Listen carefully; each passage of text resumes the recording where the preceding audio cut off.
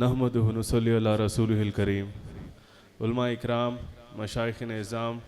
خواتین و حضرات، السلام علیکم ورحمۃ اللہ وبرکاتہ۔ سب سے پہلے تو میں اللہ سبحانہ و تعالیٰ کا بے پناہ شکریہ ادا کرنا چاہتا ہوں کہ اس نے ہمارے نصیب میں پھر سے ایک بار ماہ رمضان لکھا ہے، اور خصوصی طور پر ہمیں یہ موقع ملا ہے پھر سے ایک بار اس نورانی روحانی اس طرح کے اجتماع کو منعقد کرنے کا، کیونکہ میں کچھ بتانا چاہتا ہوں جو ایک ہسٹری ہے، جو روحانی اجتماع کا جو جلسہ چلتا آ رہا ہے۔ میں سمجھتا ہوں آج جو جلسہ ہے 11واں جلسہ ہے، اس کو پہلے بڑی مشقت سے، بڑی محنت سے شروع کیا تھا ہمارے مرحوم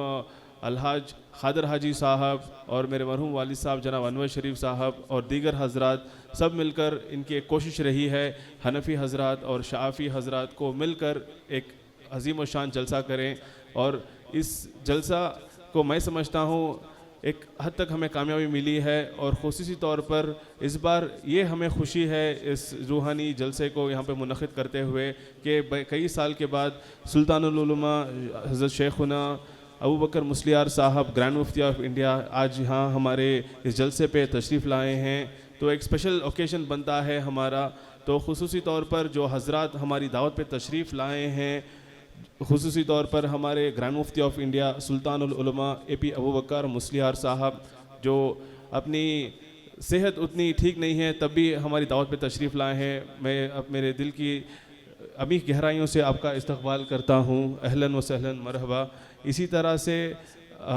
ہمارے عبدالحکیم اظہری صاحب جو شیخ صاحب کے فرزند ہیں، وہ بھی تشریف لائے ہیں، جناب سراج بابا صاحب، ڈاکٹر محمد زین الدین بخاری خوری گلی تانگل صاحب، ہمارے خادرہ مسجد کے خطیب و امام حضرت مولانا ہارون نعیمی صاحب، جناب سہیل بیگ صاحب، جناب ایوب انصاری صاحب، اور ہمارے سیاسی قائد جناب آر روشن بیگ صاحب، اور ہمارے حد العزیز جناب سی ایم ابراہیم صاحب، اور ہمارے سلطان جولرز کے جناب ریاض صاحب، اور جو بھی ہماری دعوت پر تشریف لائے ہیں، فرداً